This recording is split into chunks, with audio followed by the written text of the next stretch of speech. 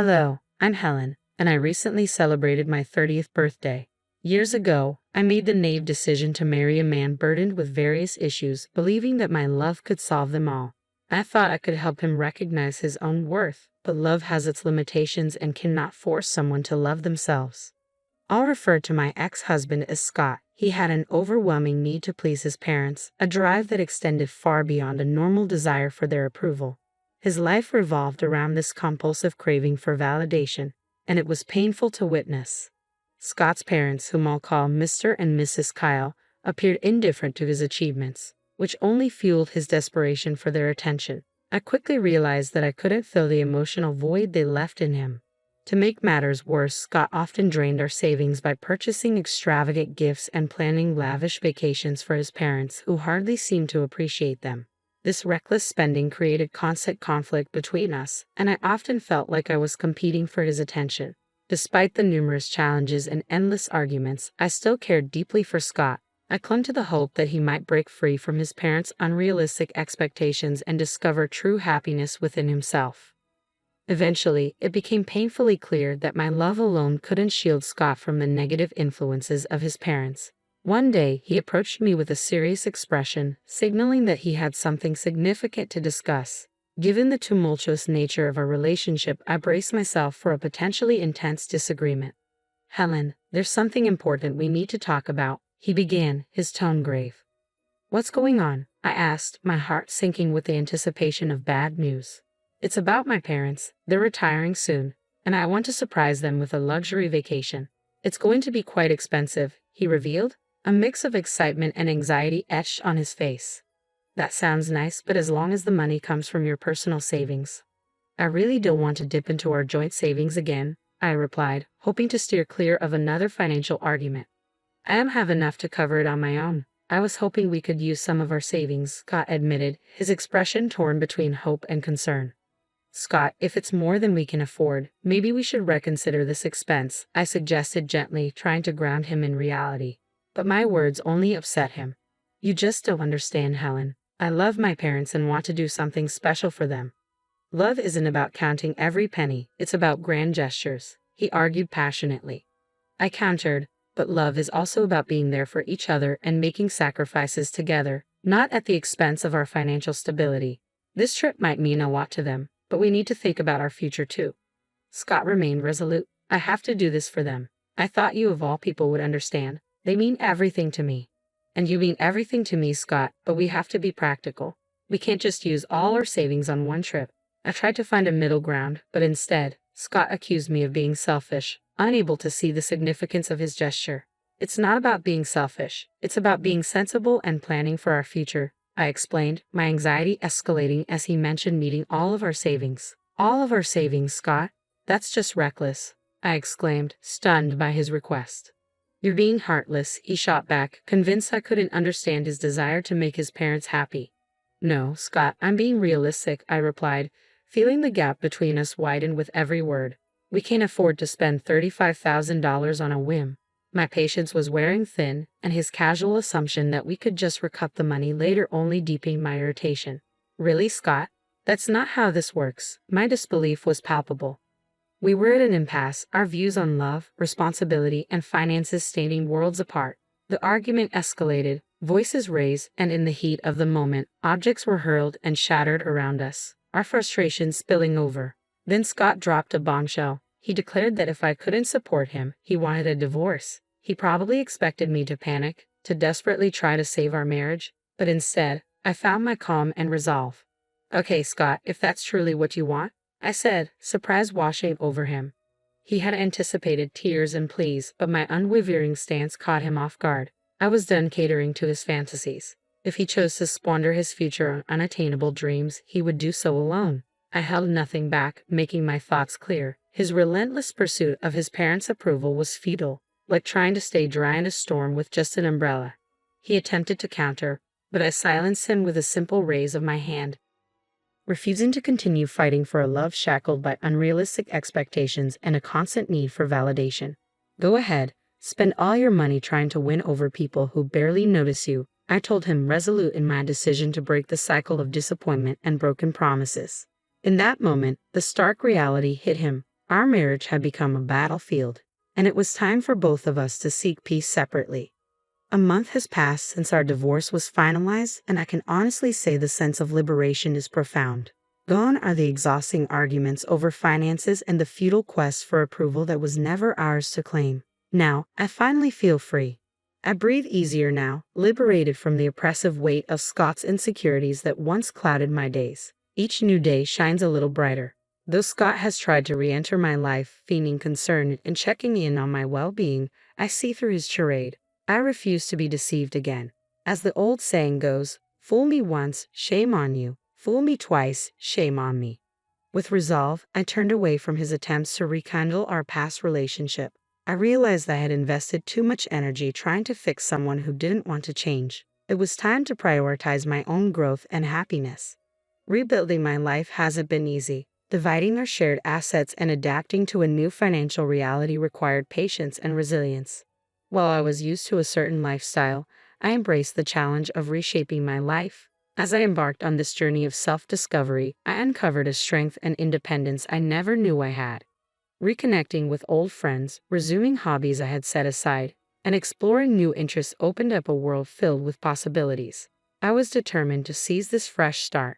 Yes, there were moments of self-doubt and loneliness, and adjusting to a tighter budget was tough. The scars from a failed marriage don't vanish overnight. Yet with each passing day, I found solace in knowing that I was no longer compromising my happiness to accommodate someone else's insecurities. The relative ease with which I moved forward was perhaps a reflection of how long I had clung to a doomed relationship. It was astonishing to see how much I could achieve once I was free from that emotional burden. A month into this new chapter, I felt a sense of renewal, ready to embrace whatever came next. I was still adjusting, but I felt more empowered than ever amidst this transformation. Scott's messages began to change. He claimed he was in danger and urgently needed to meet. Weary of his relentless attempts to reach out, I decided it was time to address the situation head-on. "Scott, we've been through this. We're divorced. It's time for us to move on," I said firmly. "Please, Helen, I just need a moment to explain. I'm in serious trouble, and you're the only one I can turn to for help," he implored, his voice tinged with what seemed like genuine fear. Perhaps it was just the absence of hearing him that made it sound so urgent. Despite my reservations, I felt a flicker of intrigue mixed with caution. "Fine, but we're not meeting at my place. Let's go to that cafe we used to frequent. No tricks." "Understood." "Thank you, Helen. I promise I just need someone to listen." "You're the only one who understands me," he replied, relief evident in his tone. You might wonder why I agreed to meet him after everything that had happened. Truthfully, I questioned my own decision. Sometimes curiosity and a lingering concern, no matter how faint, compel us to act against our better judgment. I couldn't entirely dismiss his plea. Divorce or not, a part of me still cared. So there we were, sitting across from each other in the cozy cafe, enveloped in the comforting aroma of coffee. Yet not even the familiar, soothing environment could ease the tension. Watching Scott, with anxiety etched across his face and those deliberately sad eyes attempting to tug at my heartstrings, was almost comical. This time, though, I remained unmoved. Leaning back, composed and in control, I was prepared to listen but determined to steer the conversation on my terms. "Okay, Scott, you have my attention for now. What's this danger you're supposedly in? Just so you know, I'm not here to save you. I'm done cleaning up your messes." I spoke with a tone that was firm yet open to hearing him out. Scott sighed deeply, his face a mix of regret and desperation that almost stirred pity in me. But I steeled myself against any emotional manipulation. "I know I made mistakes before, Helen, but this situation is different. I've gotten involved with some seriously bad people. I owe them a lot of money, and they're not known for their patience," he confessed. I raised an eyebrow, skeptical of his melodramatic tale. "Really, Scott? Dangerous people? Are we revisiting the story of your imaginary friends who always seem to attract trouble?" I couldn't hide my disbelief. Scott's expression shifted to one of hurt and frustration, evidently hoping for a more sympathetic response. "No, Helen, this isn't made up. I'm in deep trouble, and coming to you is my last resort," he insisted, desperation creeping into his voice. "Let me guess, you spiraled after our divorce," I replied, piecing together the predictable pattern of his post-separation choices. As Scott shared his predicament, my voice unintentionally rose, drawing the attention of other cafe patrons. I shot them an apologetic look, trying to regain my composure. Look, I got caught up in something foolish, I admit, but now I'm in a mess that's bigger than I can handle alone, he confessed, his eyes filled with a desperate plea. My frustration was close to boiling over. How could he waltz back into my life with yet another crisis? Beneath my irritation, though, a faint shadow of empathy lingered. How much are you in for? I asked, bracing myself for the answer. $120,000, Scott responded sheepishly.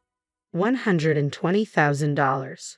Are you out of your mind? My outburst was louder this time, drawing sharp glances from around the cafe. I didn't bother to apologize. Anyone overhearing our conversation would likely understand my reaction. Please, Helen, I'm begging you. I've got nowhere else to turn. I know I've made a mess of things, but you're the one person who really believed in me, Scott pleaded, his eyes glistening with sincerity that momentarily reminded me of the man I once loved. But those days were long gone, and my priority now was self-preservation, even if it meant walking away from him. Don't pull at my heartstrings, Scott. It's way too late for that. I thought you meant maybe $20,000, not $120,000. You've completely lost it, I replied, my voice a mixture of disbelief and indignation. Overwhelmed, Scott began to cry, seemingly oblivious to the uncomfortable glances from other patrons. Scott, calm down. This isn't the place for a scene, I said firmly. What's going to happen if you don't pay this back? They're threatening to harm me, Helen. I'm not joking. This is really bad, he managed between sobs, his words heavy in the air. I felt torn between my lingering concern for his well-being and the need to protect myself from being dragged back into his chaos. Seeing the seriousness of his situation forced me to consider the gravity of the risk he faced. I softened my approach. All right, Scott, start from the beginning and tell me everything, I urged gently.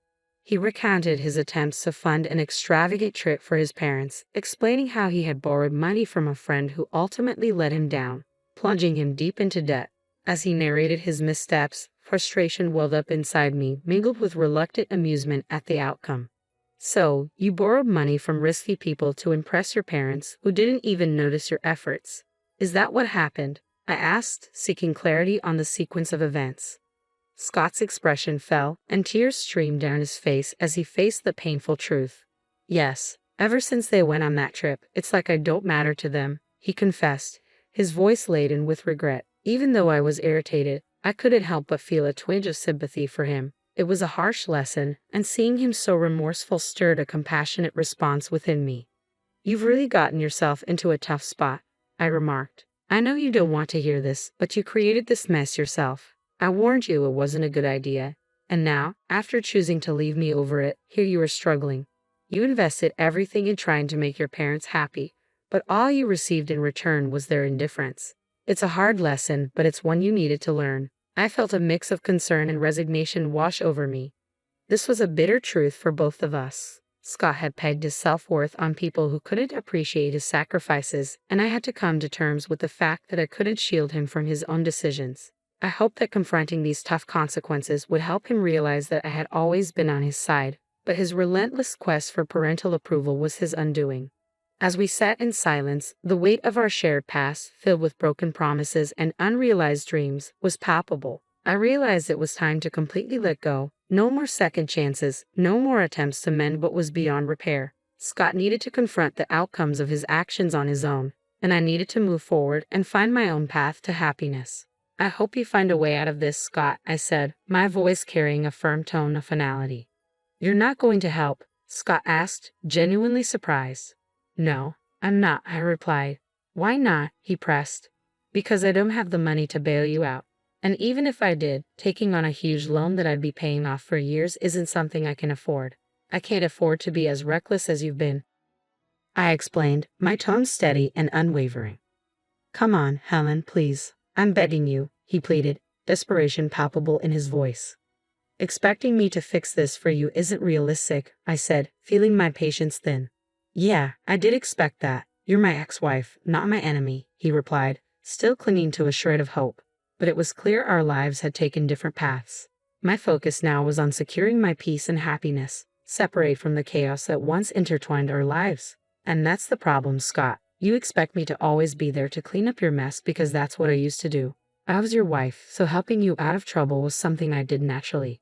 But I can't and shouldn't keep doing that. It's not my responsibility anymore. After everything, I don't owe you anything, especially considering how our money was wasted on your ungrateful and toxic parents, I added. But I love them, Scott said, his voice softening. And I love myself too. Loving myself means doing what's best for me, including taking care of my well-being, I countered. Scott looked down, realizing he wasn't going to get the help he wanted from me. Understanding his bleak situation, I offered one last piece of advice. Since it seems like you're out of options, here's a suggestion. Leave. Move somewhere far away where they can't find you. I'm unsure what more you're asking of me, I said, my tone steady yet resolute as I faced him. He sat in silence, visibly upset by my decision to deny his request for help. It's time for us to part ways, Scott. I can no longer allow myself to be ensnared in your troubles, I explained, hoping he would grasp the gravity of my words. We each need to pursue our tranquility. His reply came with a hint of bitterness. You would help if you really cared, he argued, his voice laced with anger.